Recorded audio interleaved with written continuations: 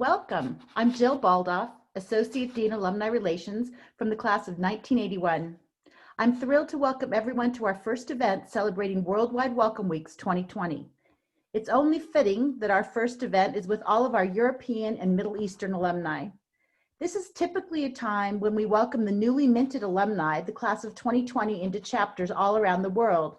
And this year, it's especially important because given the situation with COVID-19, we have a significant number of students who are still in their home countries, and we want to welcome them to chapter events also. Today, we have Anderson alums joining us from Russia, the UAE, Israel, Switzerland, Great Britain, Germany, Spain, Italy, and Jordan. Welcome to all. We're especially pleased that we can at long last bring you Dean Tony Bernardo. We had the best of plans to have personal visits with all of you in your chapters, but we know what happens to the best laid plans. Tony has been at Anderson since 1995 after receiving his PhD from Stanford. He taught and continues to teach finance, having taught over 5,000 Anderson alums. I've really enjoyed working with Tony enormously in this first year of his deanship, and I know you will enjoy getting to know him. Our program today will consist of a brief state of the school summary from Tony, and then we'll go into moderated Q&A. We've compiled the questions from those of you who've submitted them when you registered. Following the formal Q&A, we'll open it up to additional questions from you. So please use the Q&A function at the bottom of your screen to ask those questions. And thank you all for coming. Tony, I believe you're going to share a brief overview of what's happening at Anderson before we get into Q&A. Yeah, thanks. And hello, everyone. Thanks for joining. I did want to provide a brief update on the state of the school before we get to Q&A. But before I do that, thank you so much for your time and engagement. I know this is a challenging time for everyone. And we'll talk about some of the things that the alumni community have done in the recent months, which we greatly appreciate. But most importantly, I hope you and your families are safe and well. Let me just say, take a few minutes to talk about some things that are going on at Anderson. We can't, I don't think I could cover all that's gone on, particularly in the last 6 or 7 months, but I will say that we're in a very good position, largely because of the incredible resiliency of our community. I'm incredibly proud of how we made the transition in these very challenging times to a remote learning environment. It was a true partnership among faculty, staff, students, and alumni to get us in the position that we are in, and I'm deeply grateful to our entire community. We are off to a good start in the fall quarter. You may be surprised to know we have our largest group of students coming in across our degree programs, over 1,000 new students. We received we have a record number of women in our MBA programs, as well as underrepresented minorities. For example, in our full-time MBA program, we have now 41% women in the class. That's up from 33% last year. And while that's not where we want to be, we'd love to get to gender parity. We're moving in the right direction. We also moved from 7% to 11% underrepresented minorities in the incoming class. And again, while that's not where we want to be, we're very pleased that, again, we're making progress towards our goals. So we have a wonderful incoming class, and it's the most diverse class that we've had in at least our recent memory.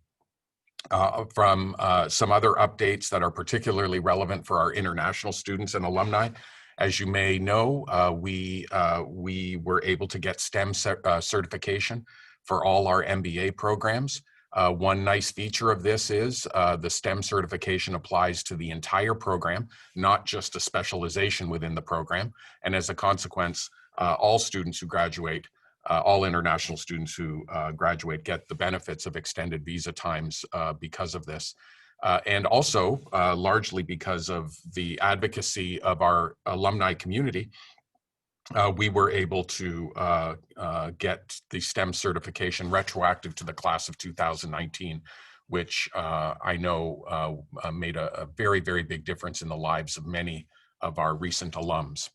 The situation for our incoming international students, unfortunately, is a bit troublesome, largely because As you may know, Anderson is conducting all of its programs fully remotely in the fall. That's because conditions in LA County are not safe enough to bring our students back to campus. And because of this, and since U.S. immigration policy requires that students have some in-person classes in order for them to enter the country, many of our international students are starting the MBA program remotely in their home countries. And because we weren't able to bring our international students to campus, for the first time, we granted deferrals. We are allowing international students, to defer till next year's class. And across all our programs, MBA, MFE, and MSBA, about 200 students, we believe, will take advantage of this, and we hope will join us in the fall of 2021. We are, as I said, conducting our programs fully remotely. In the fall quarter, we're hoping in the winter quarter that we'll have some limited in-person teaching, but we won't know that for sure, probably until the end of October. At that point, the campus, based on county guidelines and conditions on the ground, will make a decision about how much in-person teaching we can do. And we're very hopeful that we can do at least some in-person teaching, especially to support our international students. Although this is, very important to us, very important to our students, and very important to the campus that we bring students back, we have to make sure that the health and safety of our community is our most important priority. And so while we're all anxious to get started again, or at least move towards normal teaching modalities, we have to be most mindful of the health and safety of the community. I want to say that one of the really incredible things that we've seen in the last 6 or 7 months is how our entire community came together and rallied to meet the extraordinary challenges of the time. And I want to thank in particular the class of 2020, the recent graduates who were, first of all, showed extraordinary patience, but also provided a lot of insights and ideas that allowed us to make the pivot to remote learning in the most effective way possible. And I think that partnership between among faculty, staff, students, and alumni was critical, as I mentioned earlier, to our ability to conduct our programs in the best way possible. I also want to thank a group that we don't thank often enough. We don't think about them often enough, but our staff, particularly in the IT department, had to go through heroic efforts to make sure that we could do remote learning and work as effectively as possible. They've been working around the clock on behalf of all of us, and I want to show and acknowledge their incredible work. A few things I want to mention about how we conducted programs in the spring that I thought were particularly exciting. The faculty stepped up to introduce new classes on the impact of COVID on, for example, the global economy, global supply chains, and on various industries like entertainment, sports, and so on. These classes were very popular with our students. Many of them had huge numbers of students participating. For example, in the course on COVID-19 and its effect on the global economy, we had close to 300 students sign up for that class across all our MBA programs, which was really extraordinary. That was a class put together by Sebastian Edwards, one of our leading international economics scholars. So we also put on a number of tremendous events that had broad appeal, many of them through the Office of Alumni Relations. So one of the things we learned in the recent months is, first of all, because we're in this remote world, it's been easier in many ways to get top-notch speakers to participate in our events. Furthermore, it's been relatively easy to expand the scope and geographic scope of our audience, since they don't have to be here physically. And what we've seen is for many of these events, we have participations of 4 or 5 times what we might expect for in-person events. So we expect that even when we get back to some sense of normalcy, we we will continue to be doing remote events to bring content to our alumni community throughout the world. Some things that we're doing, unfortunately, don't translate as well in the Zoom environment. And one in particular is our global immersion courses. I know many of our recent alums will recall this as one of the really great experiences of being at Anderson. They're immensely popular, and obviously because of travel restrictions and so on, we can't conduct these immersion courses, but we hope to do so as soon as it's safe. And we're even looking into the possibility of allowing, of having alumni, recent alumni in particular, have access to these global immersion classes post-graduation. So I know I've gone on a little bit long here, but let me just say two more major initiatives that are going on and we hope you'll participate in. And then I'll get to questions. One is our strategic planning committee, which was formed a few months back and is co-chaired by Professor Ian Larkin, who's on our strategy faculty, and Jim Moffat, who's a class of '87 and member of our board of advisors and previously global CEO of Deloitte Consulting. They are doing a very extensive, perhaps the most extensive strategic planning process that we've done at Anderson really ever. It's going to guide the important decisions and priorities we have over the coming 3 to 5 years. We're looking at every aspect of the organization and trying to achieve organizational excellence in really all facets. And it's going to be very important to get the input of our alumni community. I think these kinds of strategic plans are only going to work if we come to a shared understanding among all of our stakeholders, and everybody has input in this. So there will be many ways that we will reach out to you, and we will keep you updated on its progress. Another very important set of initiatives are around equity, diversity, and inclusion. We had a summer task force which consisted of students working in partnership with faculty and staff, and they have come up with a number of recommendations, and there are several ongoing initiatives that are emerging from that work. And again, we will be counting on our entire community to provide input. This is a very high priority for the school. I'll talk more about that later in my conversation with Jill. But again, these are opportunities to bring our entire community into the important future path of the school. So I, again, deeply appreciate your being here. I'll stop now with the update, although I could go on for much longer and take some of the questions that you have asked and perhaps elaborate on some of the things I've discussed already. Tony, thank you so much. As you can imagine, given our international audience, there are quite a few questions that are popping up about international students. And two of them have to do with, if you did have a crystal ball, what can you see? How can we get our students onto campus? What might some of those paths be? And also there's some questions about how we're creating a sense of community for the students who are still in their home countries. Great, yeah, thanks. The decision to do in-person teaching is really guided by LA County. As you may or may not know, California establishes guidelines for higher education, but then each county has its own specific guidelines. And so you can have very different outcomes depending on where you are in the state. For example, currently UC Irvine, which is in Orange County, can conduct some of its classes in person, whereas Anderson in LA County cannot.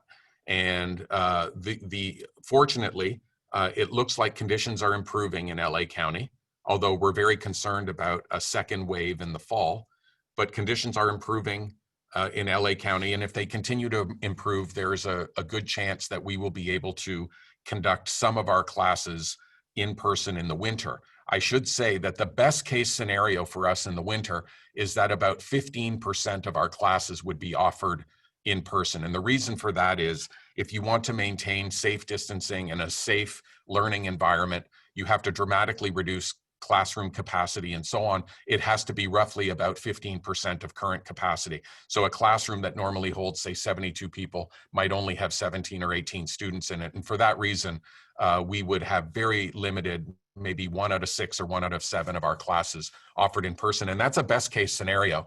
And of course, longer term, beyond the winter, a lot would depend on really two sets of really, I'd say, technological conditions beyond the winter. One is the widespread access to a vaccine if one is available. And then the other is around much better testing protocols that would allow us to test our students frequently and reliably and get test results quickly. And to be honest, the testing protocols currently are really not advanced enough to have large-scale in-person teaching here at Anderson. But it is our sincere hope that we will have some in-person teaching in the winter that would allow our international students then to enter into the country. Thanks, Tony. And if I could just add that we are establishing alumni champions with each chapter internationally so that our students will have someone they can actually go and interact with. And Mary Fleshett is working with each chapter to do that. So we're trying to establish alumni student communities in every country, which should be helpful. And so, if it's okay, there was another question about maintaining community in this environment. Yes. When we made the pivot to remote learning in March, we really had 2 priorities as a school: to do everything we could to maintain excellence in our core missions of teaching, research, and service. And that was a big ask in the environment, but I have to say the community did a great job rallying to meet that challenge. The second priority was around maintaining community.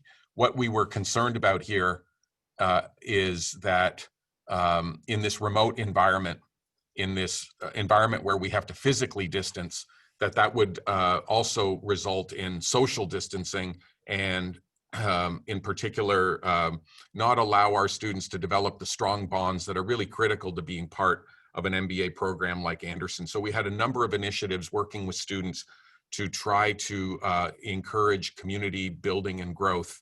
And I think that is one of the proudest things one of the things I'm most proud about how we conducted our various activities in the spring and the summer. And I'm going to say the major props for that go to our students. While we tried to seed that with various support and faculty and staff support for these initiatives, many of them were student-led, and they are continuing through the fall. And in fact, I think that's one of the things that's surprising our incoming students is the extent to which we can build community in this environment. Of course, it's not the same as we could do in person, but this is something I think we should be quite proud about what we've achieved so far.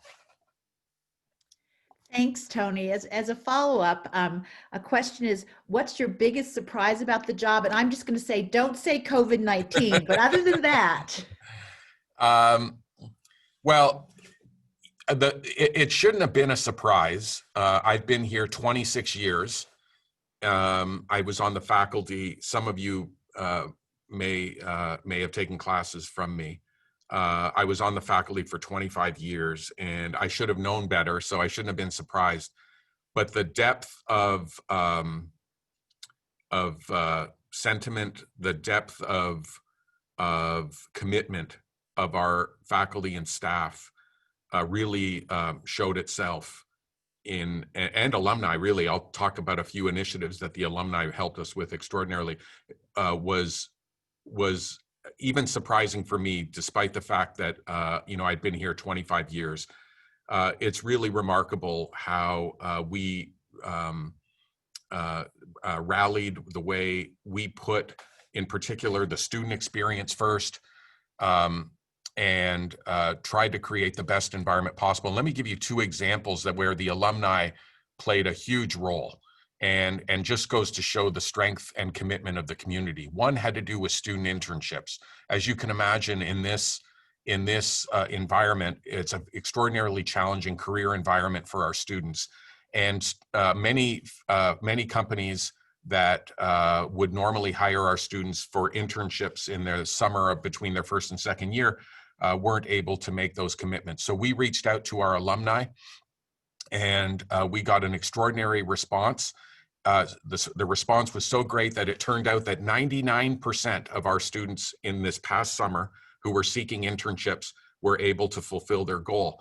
This is actually a better outcome than we've ever had. And this is in perhaps the most challenging job environment ever. Another example of how the alumni community rallied. We recognize that in this environment, some of the challenges that our students faced would be somewhat like the challenges that our alums in 2008 and 2009 would have faced during the financial crisis. Of course, the set of issues are different, but we figured that alumni who went through that period would be very good mentors, would be able to provide a lot of valuable advice to our current students. And the Office of Alumni Relations, working with that group of alumni, were able to put on events and really help our current students get through these challenging times. Those are just two examples. And I'll give you one more example from our students, which I think is an example of how we as a school, in particular being part of a great public university, can fulfill our public mission. Over the summer, we had a group, the UCLA Anderson Crisis Response Corps. These were 71 students from our MBA and MSBA program. We matched them to 27 projects to help local nonprofits, social enterprises, startup companies, and small businesses who were facing COVID-related challenges. And they were effectively helping these organizations get through really existential crises. And this is what we should be doing more of at Anderson. We are a great public university. We have a public mission. We have a responsibility to serve the community, not just locally here in LA, but even more broadly. And when you see our students and alumni coming together to do these things, I have to say that is the thing that brings me the most pride. And I shouldn't have been surprised, but the depth of the commitment surprised me. That's terrific, Tony. Thank you. I have to say the chat's kind of blowing up with a bunch of people who seem to have taken your finance classes and thought you were the best professor they had at Anderson. So they want to know why in the world you would decide to leave the classroom and put your hat into the ring for this job. Well, you know what? It turns out I didn't leave the classroom. I taught over 200 students last year. Now, I'll be honest, when I agreed to teach, it was in the pre-COVID period. And at that point, I was sort of, committed.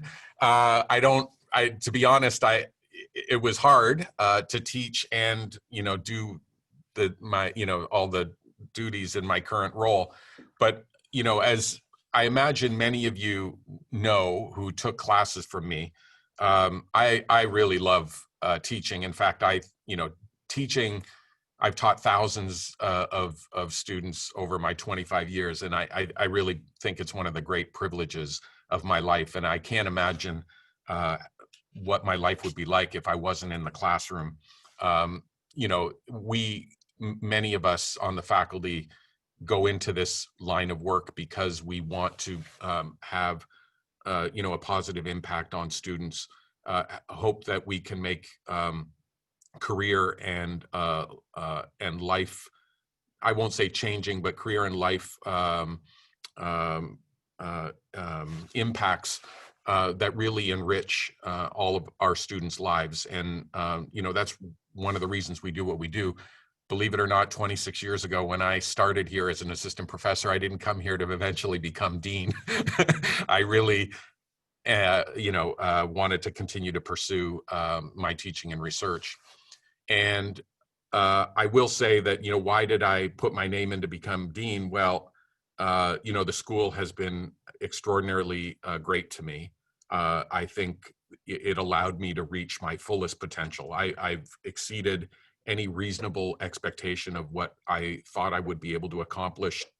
And I have a lot to thank to Anderson for making that possible. I really fundamentally mean that. And I took on the role because in the end, I think my most important role is to allow our faculty, staff, and students to reach their fullest potential.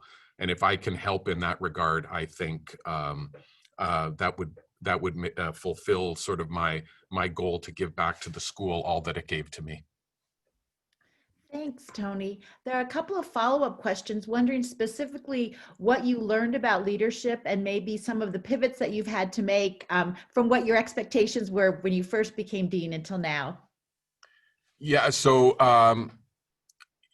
to be honest, I've never really had a leadership role before I became the dean. I mean, I had a role as a department chair and so on, and there were obviously leadership aspects to that, but not nearly to this extent. I think in the end, what I learned relatively early in my deanship is the extraordinary quality of our staff leadership and our entire staff. And one of the things I've tried to do is empower them, not micromanage them, let them do their work. And obviously there's a certain amount of coordination that's involved. There's a certain amount of priority setting that's involved in my position. But I think the best thing I can do is just let the really extraordinarily talented and committed people who are all through the school do their work and let them sort of guide their own decisions. There were so many decisions that had to be made over the last 6 to 7 months that had to be done with incomplete information, and really in the end, the people who have the best information are the staff members and leaders in the various parts of the school, and they have to be empowered to make those decisions. It's very, very hard to make those decisions centrally because I just don't have, and this kind of central leadership of the school just doesn't have all the information it needs to make those decisions quickly. The other thing I would say is, and this didn't come naturally and obviously to me, but I think communication, being transparent, keeping people up to date, even if it's not what they want to hear. As you can imagine, over the last 6 to 7 months, there have been a lot of things that we've had to deal with, and sometimes being fully transparent means that you're going to have to tell the community things that they prefer not to hear. But I think it would be a mistake to pretend that's not happening. I've tried to be as transparent as possible. I've tried to give the most timely information possible. And I just think in these kinds of situations, clear communications and transparency is extraordinarily important. That's terrific. Thank you so much. We're getting quite a few questions wondering if you can update us a little bit about the healthcare initiative and what's going on there. Yeah, so as I mentioned earlier, we have a strategic planning process ongoing, and the committee is looking at a variety of strategic questions for the school. One of which is, what are the industry verticals where we should try to be distinctive? I think one of the things we're learning from the strategic planning process is that many ways the Anderson is sort of known as a school that does a lot of things well, but really there isn't a sense broadly that we are really exceptional in many areas. And one of the things the committee's looking at is what could be areas of distinction for the school going forward. Health and innovation is an area that I think, and I've talked a lot about this, is an area where I do believe we can be distinctive, and I'll mention a few reasons why, but also is an area that I think is going to be a really important growth area for our students and for the region. So when I think about all of the incredible potential innovations in healthcare, we're seeing some of it already. For example, around healthcare analytics, the application of sophisticated machine learning, artificial intelligence to various processes in the provision of healthcare. If you look at very interesting and complex pricing models for pharmaceuticals or therapies, There's managerial issues. There's issues of how to manage various stakeholders, including regulators. These are extraordinary management and leadership challenges. And we all know that not just in the US, but worldwide, healthcare is becoming a growing part of the economy. If you look at where our students are pursuing careers, the growth in this sector is extraordinary. Just 10 years ago, for example, careers in healthcare were part of the other category in our career center. And now it's 7 to 8% of students graduating. And for our FEMBA and EMBA students, many of them, a large proportion of them, much larger than 8 or 9%, more of the order of 15, 16% are coming from healthcare. And then if you think about the advantages that we have at UCLA, we have an extraordinary partner right here across campus. We have the best academic medical center in the West, arguably one of the best 2 or 3 in the country here at UCLA. And we see that this creates a great partnership opportunity for us to truly create a distinctive set of teaching and research programs. So where are we on this? Well, we're awaiting guidance for the Strategic Planning Committee, but I will say recently we've made a fantastic hire in this area. We just did our first 50-50 hire with another school across campus, and it's with the medical school with probably the world's leading scholar in the area of genoeconomics. He's actually considered the founder of genoeconomics, which is looking at how various economic decision-making, like risk tolerance and so on, is related to the genome. And this is computationally intensive. He has extraordinary analytic abilities. He's well connected to many companies, including 23andMe, that have that are doing research that involves the genome. And so this is a step in that right direction, but I think we'll see a lot more progress in this regard in the coming months as the Strategic Planning Committee goes through its work. Thanks, Tony. I know we've had a lot of meetings talking about the rankings and the impact of rankings and asking students and alumni to fill out rankings during this quite onerous time. Can you give us an update on what's happening this year with rankings and moving forward? So yes, so many of the leading rankings publications are not going to be doing rankings this year and perhaps not next year. Business Week, for example, which is one of the 2 leading publications for domestic students. Financial Times is and others are very important for our international students. They have decided not to do rankings this year, but instead put together sort of a compendium of how different schools are dealing with the COVID crisis, how students appreciate remote learning, and so on.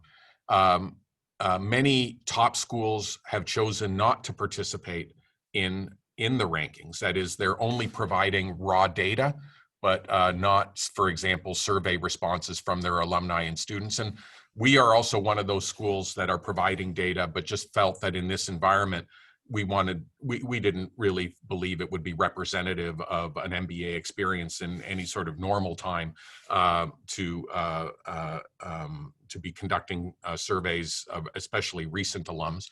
And we also felt that, for example, for many of our current students who were going through an extraordinary set of challenges and had career challenges that they were trying to overcome, that this was just another hurdle that we really didn't need to impose on them. But we will, I'm sure, soon, especially as classes go back to in-person teaching, get back to a regular sort of reporting of both survey and objective data for these publications. So for the most part, I would say most of these publications, if they're doing rankings, they're really limited in their scope.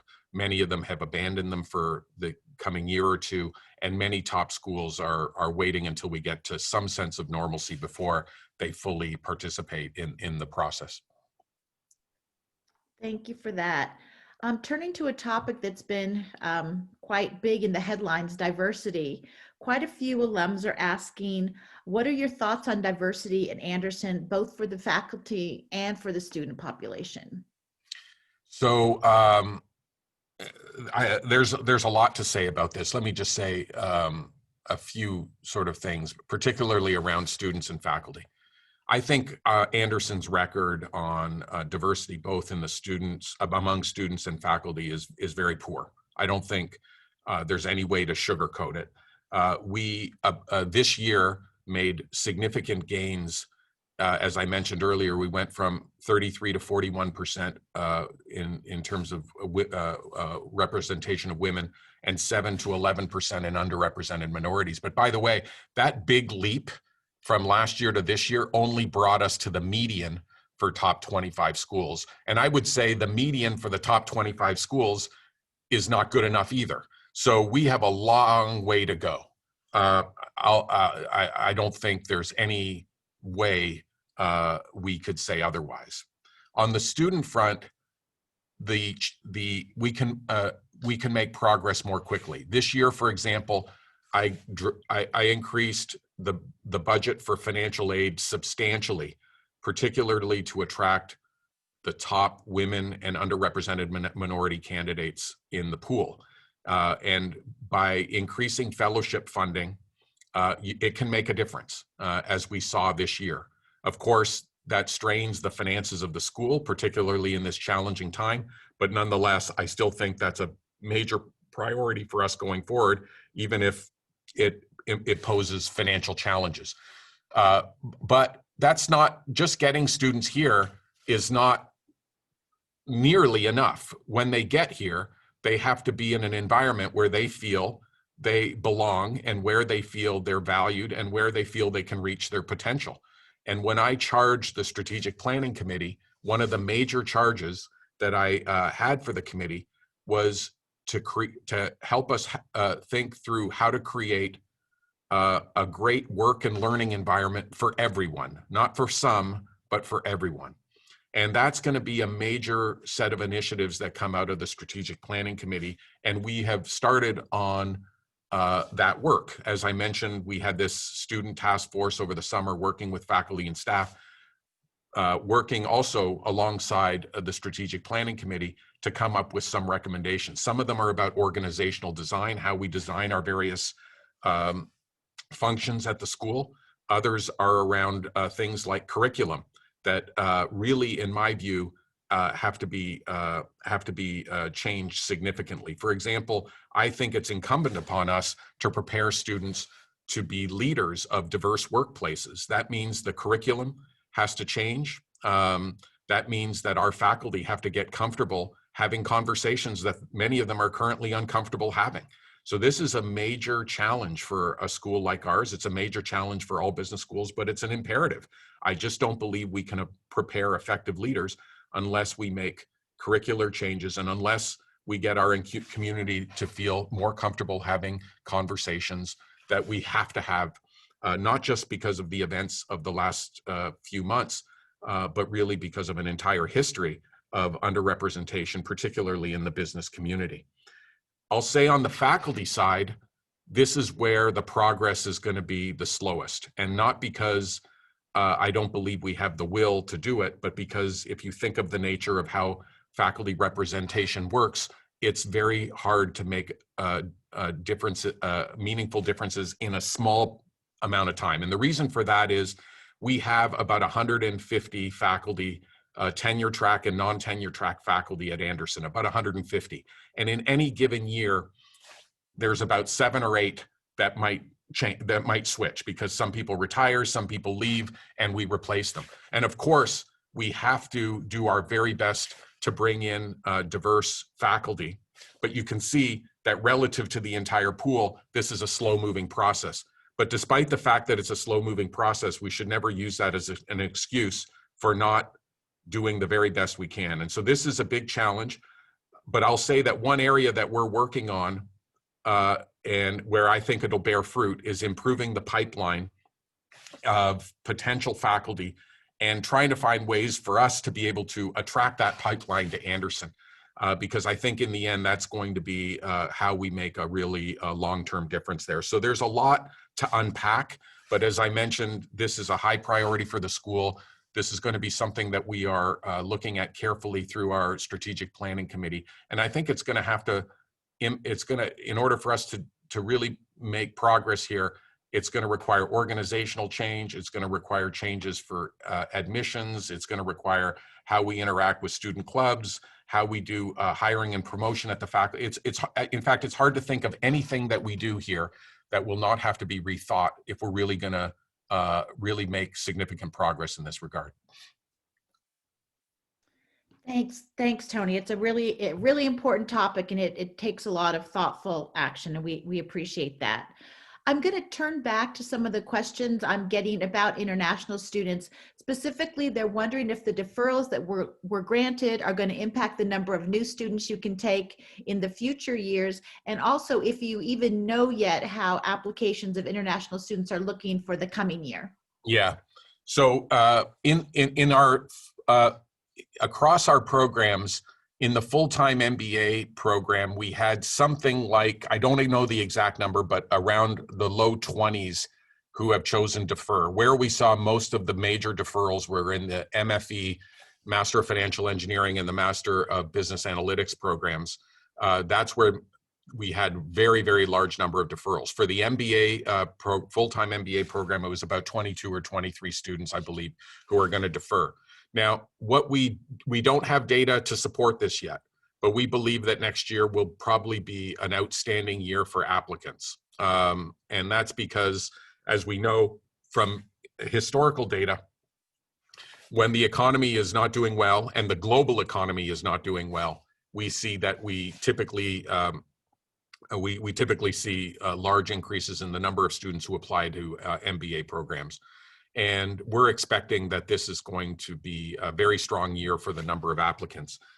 The 22 or 23 students who defer, if they choose to come to Anderson, remember they may decide to apply to another school and choose not to accept the deferral, will affect our ability to take other students. If, for example, we have a class of 360, this means we might only have 340 slots. So there's no question about it. In fact, that's the main reason why up until this year, we had a no deferral policy, because the no deferral policy basically ensures that every cohort basically can be evaluated on its own merits, cohort by cohort.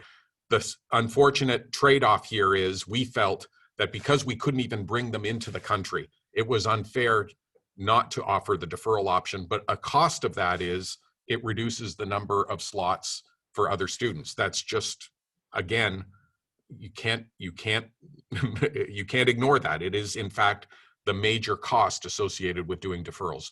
But the deferral number, in our view, of about 20 or so students is one that we believe allows us to manage that trade-off best. We did not want to see 80, 90, 100 deferrals like we saw in some other top programs. For example, University of Michigan, Harvard had 90 to 150, I believe, deferrals. That fundamentally changes what you can do for the next cohort. We felt with 20, that was a manageable trade-off, but that is certainly one aspect of it. Yeah, and I'm turning now to the Q&A from the live Q&A, so I want to encourage everyone to type your questions in. But this question comes from Walter Comelli. He said, what do you think is the still unexploited potential of Anderson, and how do you think you can address its emergence in the next years? So I think there's several areas where I believe we can really build our reputation and really build distinction and really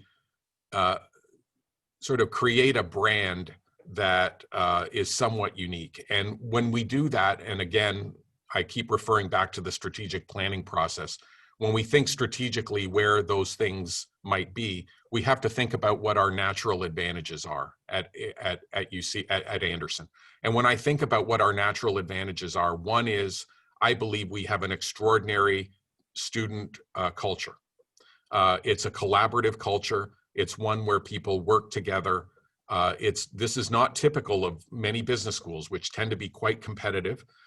There is a really wonderful culture that I believe is a source of advantage. Another source of advantage is the great diversity and the great innovative spirit of Los Angeles, the region. We know that the region is a major attractor for our students. As many of you may know, about a third of our students come from California, about a third of our students come from the US outside of California, and about a third are international students.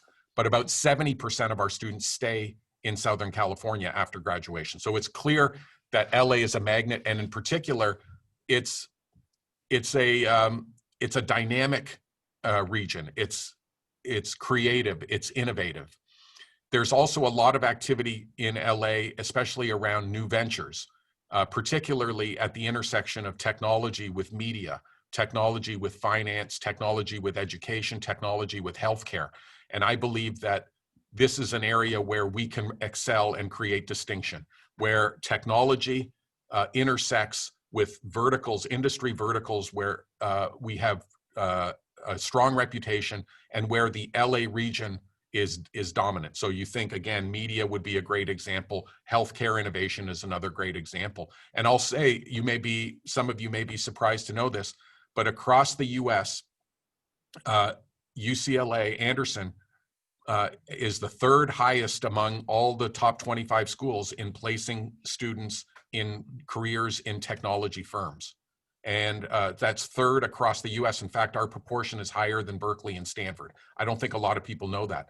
Another thing that's really interesting, UCLA Anderson has the highest market share of putting students in careers in the entire west of the US, more than Stanford, more than Berkeley.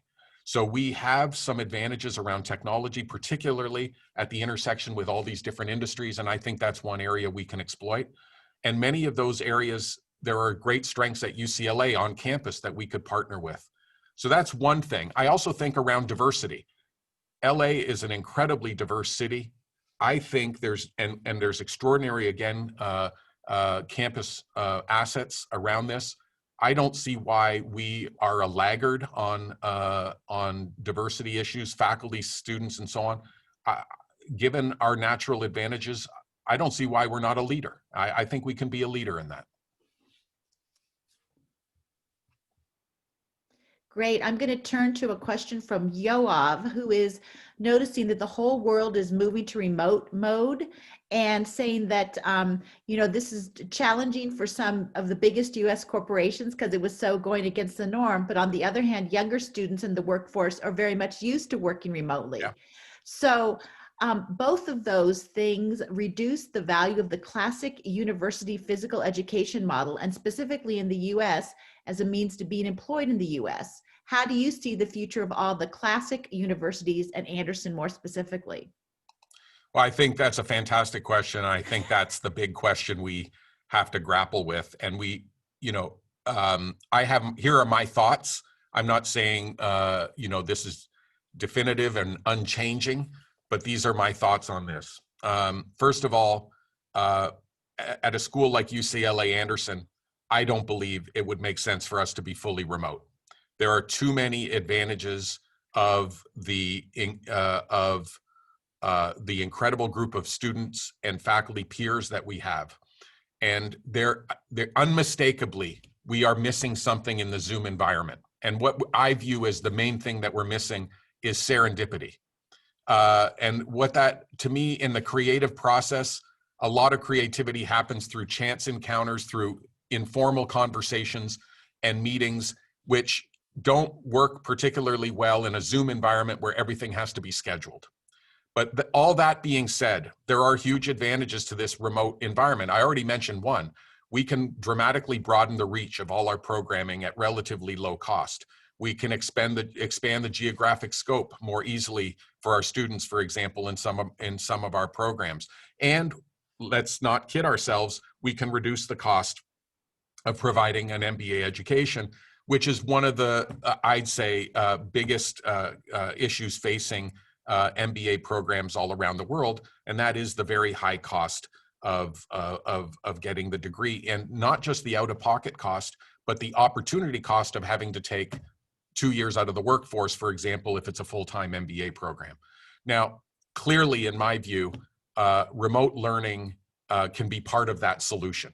And what all schools are going to have to figure out is where on that spectrum do they want to be? How much in person, how much remote do they want to be? And I think when you have a school like UCLA that's on a great campus, in a great city with great peers, you have to be on the side of the spectrum which has more in person, but it's not all the way there. Now that being, let me go further. We are conducting our work and learning reasonably well with what I think of as very rudimentary tools. Zoom is fine, but almost every leading technology company in the world is currently thinking about how to compete with Zoom and how to do remote working and learning better. With the resources that are going into this, I can't even imagine what 2, 3, 4 years from now, remote work and learning will look like. I think it will be far beyond what we currently are doing. I'll give you an example, I think a great analogy. When we moved from radio to television, the initial television programs basically just had two people sitting next to each other like they were on the radio, but you could see them. They didn't understand the power of the technology, and it took years to really create programming that took full advantage of the technology. That's where we are right now with remote work and learning. We're like radio that just made the move to TV. And if you think about what's going on worldwide, every higher education school, every MBA program, every K through 12 is thinking about how to innovate and make learning better.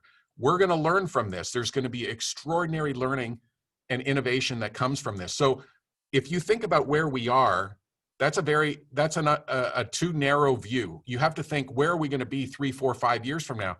And you have to think that remote teaching and learning is going to be orders of magnitude better than what we're currently working on. In fact, we are making investments in the next generation of what this might look like, working with, for example, theater, film, and television across campus here to think about what that next generation is going to look like rather than just the radio personality on camera. So I believe strongly that this is going to be a big part of our future. But there's always going to be, in my view, a very important major in-person component at a school like Anderson. Otherwise, it just takes away all the great advantages that we have. Your comparison to radio moving to television kind of reminds me of you and I sitting here next to each other on Zoom. That's for sure. That's right. This might be a historic question because for the first time we're getting a question that I recall anyway from a PhD alum, and so that's kind of exciting. I have to ask that. And this is from Hila Doten, who's in Tel Aviv, a PhD Anderson graduate and currently on the faculty of the business school at Tel Aviv University, who thinks the current situation offers opportunities for additional cooperation between faculty, teachings, and research across the globe. Have you seen any initiatives for such virtual teaching research collaborations? And this alum would love to think together and help to build them. Yeah, that's also, if we think about our research and in particular how we disseminate our research, if many of you may not be familiar with this, but the way we typically would present our work, we do our research, we get invited to give seminars. I have to travel, say, a long distance. It takes 2 or 3 days out of my schedule. Instead, for example, across Anderson right now, we're conducting many of our seminar series remotely. That dramatically reduces time. It also, you can increase the scope of who can be present. You don't have to be physically present at Anderson. And that has to, again, be an innovation.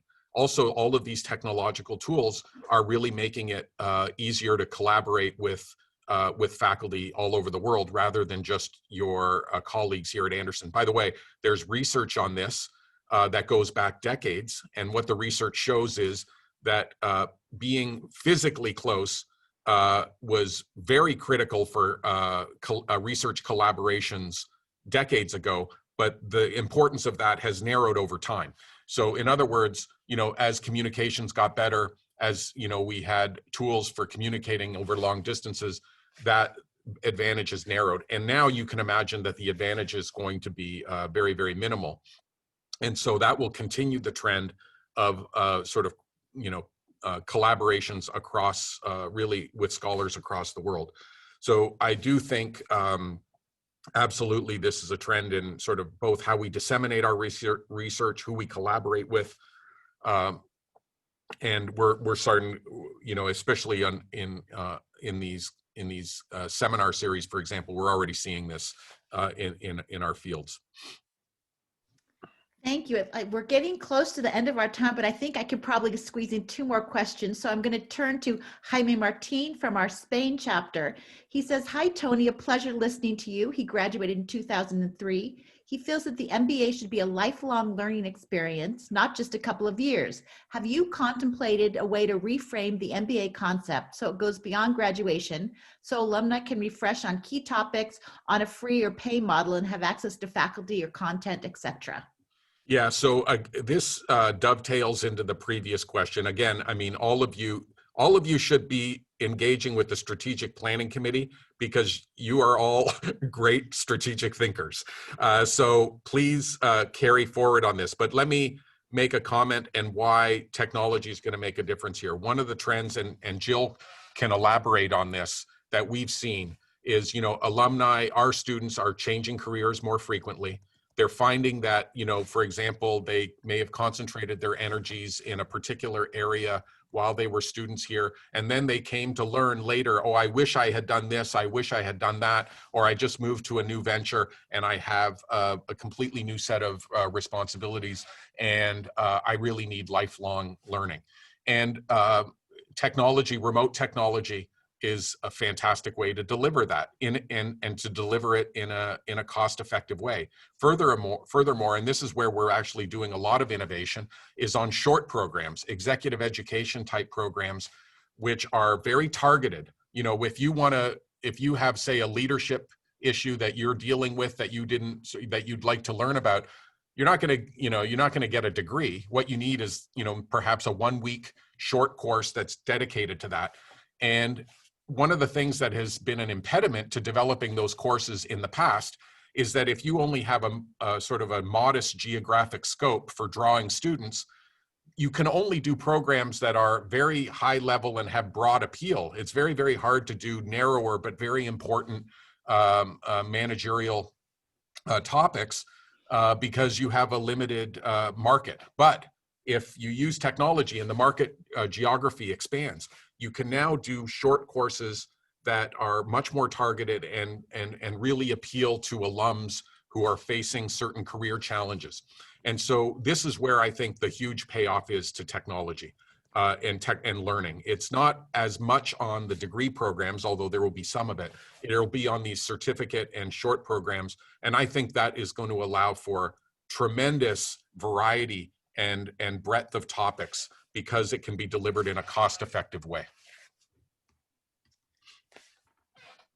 Thanks, Tony. And now this final question comes from Steve Smith from our Swiss chapter, and I have to ask it. I'm going to read it verbatim. It says, "Hi, Tony. Love the prezzo and your energy. Very happy to have you in this role. Kudos. Not the most urgent question, but what in the world is that figurine on the shelf behind you?" Behind me? It looks like Frankenstein or something up there. Sorry, I just... You made me laugh there, and now I'm... So this was a gift from my chief of staff, Teresa. It's my favorite football team is the San Francisco 49ers. As you all know, they blew this, or you may know, they blew the Super Bowl last year. It was a game they should have won, and they lost. And this is a figurine of someone in something like a monster in a San Francisco 49er outfit, uniform, who looks like he failed miserably at the task. Let's put it that way. And Teresa gave me this as a gift, and it makes me laugh, although that game still makes me cry. Oh my goodness, I thought we were going to lose you there for a second. Yeah. Well, thank you, Tony. This has been absolutely phenomenal. I know there were a lot of questions we didn't get to, but I really want to thank you for participating. I want to congratulate again all of our recent grads from 2020 and welcome you into the chapters, and thank everyone who participated today. A huge shout out to our chapter presidents who really helped get the word out and increased registration. So we look forward to seeing all of you at another Worldwide Welcome Week event. I understand the bit.ly might be broken and and we will send a follow-up email to all of you to make sure that you know how to register. I've listed all of our events on this slide, so you can take a quick look. You can see the bit.ly there, Anderson, maybe we put it in backwards in the chat. Maybe that was the problem, but we have a lot of wonderful events coming up, and I hope that you can all join us. Look forward to seeing you then. Until the next time, bye-bye. Go Yeah, thanks Bruins. for joining us. Take care.